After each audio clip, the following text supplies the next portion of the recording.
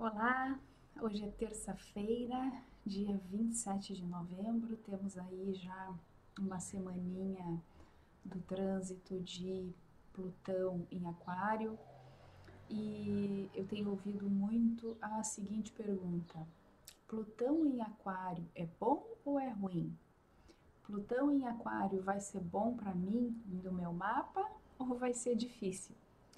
Então, resolvi trazer algumas reflexões dos últimos dias aí para a gente compreender direitinho a importância desse Plutão em Aquário dentro de cada um de nós. Eu sou a Lilian Patrícia, sou uma curiosa pela vida, uma desejosa do encontro com a verdade e reúno uma série de estudos, de conhecimentos e a minha intuição para fazer algumas reflexões e compartilhar com você aqui. Então, olha só, ontem eu fiz um post lá no Instagram falando sobre a ciência, né? Inspirada neste livrinho aqui da Dana Zohar, que fala sobre inteligência espiritual, que no meu entendimento é a inteligência angular, né? Tem autores que colocam assim, inteligência intelectual, aquela inteligência cognitiva, a inteligência espiritual e a inteligência emocional. As três assim em linha, como se elas tivessem a mesma importância e a mesma atuação dentro de nós. Eu particularmente não compreendo dessa forma, porque a inteligência espiritual, ela fala de um propósito e uma conexão importante com o propósito vai dar mais valor, fluxo para as demais inteligências e facilidade de expansão das inteligências cognitiva, né, a intelectual, o QI, e a inteligência emocional, o QE, tá? Então, esse é um tema que é muito, pelo qual eu tenho muito carinho, que é a inteligência espiritual, na medida em que ele fala do nosso propósito, tá? E por que eu dei o título desse vídeo aqui de Plutão, Ciência e Religião? Porque Plutão, já dando um spoilerzinho né, para o fim do raciocínio, é porque Plutão vai nos pedir um estado de autorresponsabilidade que talvez a gente precise rever muito profundamente a nossa relação com a ciência e com a religião, tá? Então, a parte que eu coloquei ontem lá nesse post lá no Instagram era com essa partezinha aqui do livro, ó. Diz assim: no Ocidente, a cultura tradicional e todos os significados e valores que ela preserva começaram a desfiar-se como resultado da revolução científica do século XVII e da ascensão paralela do individualismo e do racionalismo. Aí, ela fala mais para frente, isso aqui que eu falei é na página 39, e mais para frente, lá na página 45, ela diz assim: no Oriente, o humanismo constitui a base da verdadeira espiritualidade. Budistas e hindus criticam as religiões ocidentais por serem insuficientemente humanistas, por situarem os deuses acima do homem. Quando tento argumentar que o humanismo é a única e exclusiva origem de nosso problema, os asiáticos, incrédulos, sacodem a cabeça. A origem do mal-entendido é que o humanismo deles é mais nobre, o egoísmo deles é mais puro, baseado em muito mais do que em poder e racionalidade. No sentido oriental tradicional, o humanista possui um sentido profundo da interligação da vida e de todas as suas manifestações. Possui um sentido profundo de engajamento e de responsabilidade por todo o mundo e por tudo o que ele contém. Está consciente de que toda atividade humana, seja nos negócios, nas artes ou na religião, faz parte da trama mais ampla e mais rica de todo o universo. e os humanistas asiáticos nada têm de arrogantes. A opinião que defendem sobre o verdadeiro eu e sua origem no solo mais profundo do ser desperta neles um senso de humildade e gratidão. Estão sempre conscientes da fonte de onde emergem o eu, o sentido e os valores. Na visão deste livro, eu diria que o humanismo ocidental, após o século XVIII, é espiritualmente burro e que o humanismo asiático é espiritualmente inteligente. Então, o que a Dana Zohar quer dizer com isso aqui tudo, tá? Ela fala sobre o prejuízo que o pensamento científico trouxe para a definição de humanismo. Porque no Oriente, o homem, o que é humanismo, né? A compreensão, a ideia do homem se confunde com o todo no Oriente. E aqui no Ocidente, a ideia do homem se confunde com a razão. Olha o quanto isso é limitador. E onde é que Plutão entra nessa história? Porque Plutão saiu de Capricórnio, voltou para Capricórnio, agora veio definitivamente para Aquário, num processo de ruptura de estruturas. Plutão é um planeta que está relacionado com a nossa psique. Ou seja, nos lugares onde ele passa dentro do nosso mapa, ele vem abrindo espaço para um encontro com aquilo que é verdadeiro dentro de nós. Plutão faz uma limpeza de tudo aquilo que não condiz com aquilo que é verdadeiro dentro de nós. Então, quando as pessoas dizem, ai meu Deus, os trânsitos de Plutão, Plutão na casa 7, meu casamento vai acabar. Vai! Se esse casamento não condiz com a tua realidade, se esse casamento não está contido no todo que descreve o teu humanismo, sim, o emprego vai acabar, vai ter que mudar de cidade. Chegam essas transformações, mas chegam as transformações por quê? Porque no caso do exemplo do casamento que eu dei, o casamento já está falido. Quer dizer, Plutão já vem anunciando seus ares de transformação há muito tempo, não tem nada de novo. Plutão não chega num casamento feliz e saudável e diz assim, vamos retirar isso daqui. Não, a informação já foi dada.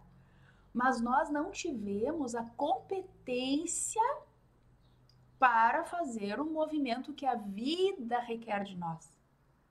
Porque nós estamos olhando para o homem, olhando para nós mesmos e enxergando a marvada da razão. Só que a razão, nesse sentido que a Dana Zohar coloca aqui, ela não contém todas as explicações.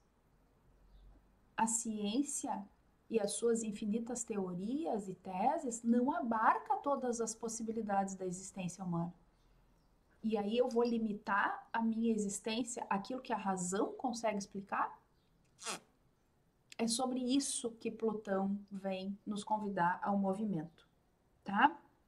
Eu fiz algumas anotações aqui. O que novo é esse que Plutão em Aquário nos convida a descobrir? É uma nova humanidade, porque Aquário é o planeta da humanidade, né? O planeta não, desculpa, o signo da humanidade inteira. Plutão, Aquário comporta em si mesmo a humanidade inteira. Só que como é que se muda a humanidade inteira? Quando cada indivíduo precisa se responsabilizar por ser um novo homem. E que novo homem é esse? Eu vou fazer esse movimento olhando para o homem com um olhar ocidental e vou me resumir à razão? Ou eu vou olhar para esse homem com um olhar oriental e vou compreender o todo inserido naquela criatura? Aí, por que eu falei também sobre religião no título desse vídeo? Porque aí ontem de noite eu estava lendo este livrinho aqui, para entender o Kybalion da Lúcia Helena Galvão, tá? E olha o que ela diz. Lá na página 42. Ela diz assim, ó. Não, desculpa, não é na página 42, é na página 32. Ela diz assim: hoje já não é surpresa para ninguém o fato de que a alquimia medieval, praticada secretamente em diversos pontos da Europa durante a Idade Média, fosse voltada, sobretudo, para textos de origem hermética. A transmutação do chumbo em ouro, real ou fictícia, não deixava de ser um símile para a transmutação real do homem de chumbo em homem de ouro, ou seja, da busca hermética pela sabedoria. Mas a fachada de químicos ambiciosos por ouro era bem mais tolerável pela vigilância atenta da igreja medieval que qualquer forma de busca metafísica, ou seja, era uma espécie de interface possível, ainda que não destituída de pesados riscos.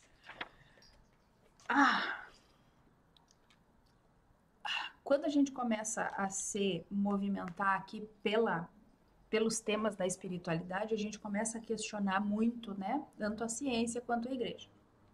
E é por essas razões aqui. Não é gratuito, nos deram motivo para esse questionamento. Porque a ciência fazem reportagens fantásticas, tal coisa foi descoberta. Os cientistas ainda não sabem como isso aconteceu. Não, ninguém sabe de tudo. Mas a ciência se arvora de ter essa competência de saber de tudo. E a religião, por outro lado, o que acontece?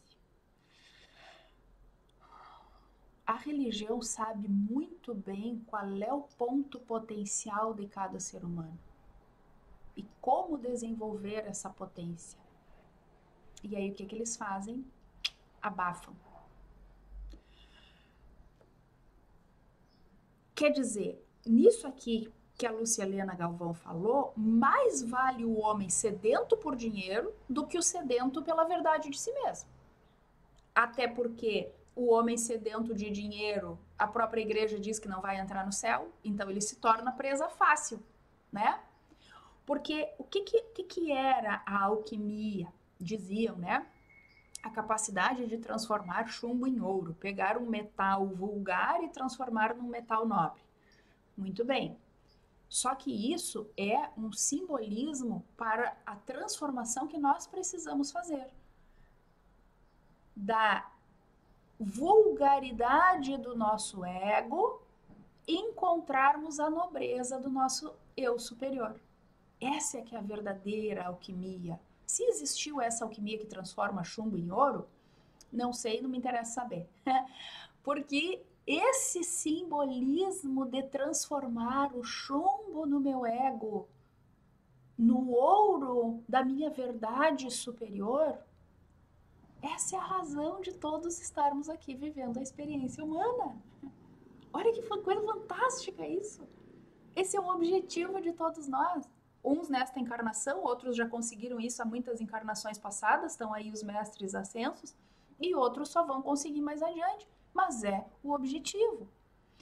Então, onde é que entra Plutão nessa história toda? Tá? Plutão em Aquário abre na nossa psique um frutífero espaço para a criação de algo novo em nós mesmos. É um espaço fantástico. É terreno fértil que já existe dentro de nós e Plutão chega tirando as ervas daninhas para que a gente consiga semear as nossas melhores sementes. Agora, em que bases que Plutão vai fazer isso? Pelos próximos 20 anos de Plutão em Aquário. Agora aqui eu queria fazer uma reflexão sobre os regentes do signo de Aquário. Antigamente, quando só era possível enxergar a olho nu até Saturno, não se sabia da existência de Urano, Netuno e Plutão, então Saturno era o regente de Aquário. Quando foi descoberto Saturno, houve até alguns astrólogos mais herméticos, né, mais fechados, assim, que diziam que colocar os outros 3 planetas ia ferir a regra do número 7, que é um número super significativo para a espiritualidade, né? Bom, mas o fato é que a modernidade venceu e Urano hoje rege Aquário, tá? Então a gente diz que Aquário tem dupla regência, uma regência antiga, uma regência moderna. Essa regência antiga de Aquário era Saturno. O que Saturno quer dizer? Responsabilidade, comprometimento, calma, capricho no que se faz para que gere algo consistente, duradouro e, consequentemente, com certo valor, né? Porque às vezes as coisas assim muito passageiras não têm tanta importância. Vejam-se as músicas clássicas e as músicas moderninhas que duram só um verão, né? Então Saturno busca estimular dentro de nós o máximo do nosso comprometimento com o resultado daquilo que nós queremos obter. Saturno é um planeta de resultado. Agora, o regente moderno de Aquário é Urano. E sabe o que Urano desperta em nós, dentro do nosso mapa, através da astrologia? Sabe o que ele aponta no mapa? Ele aponta assim, ó, olha que cara pálida, ó. Este aqui é o lugarzinho onde você precisa entrar em contato com aquilo que é singular dentro de você, com aquilo que é original, com aquilo que é único. E quando nós pensamos que nós aqui na Terra somos fractais de alma vivendo a experiência humana, esses fractais de alma são porçõezinhas que foram extraídas de um todo maior. Só que esse todo, para ter razão essa particularização em fractais, esse todo precisa conceder a cada um desses pedacinhos originalidade, singularidade, especificidades. Plutão em Aquário requer de nós um trabalho interno em 2 frentes. Primeiro, abrir mão daquilo que não é o que nós somos, seja o emprego, seja a profissão, seja o casamento, seja as amizades, qualquer assunto. A cidade onde a gente mora. E, por um outro lado, nos convida a um abraço para as nossas esquisitices. Então, aquilo onde eu me diferencio dos demais é o meu terreno mais fértil. E é isso que Plutão está me convidando para enxergar. Ou seja, esse novo eu tem que surgir de dentro e não pode ser limitado por ditames religiosos nem científicos. Tá entendendo qual é a relação entre Plutão, ciência e religião?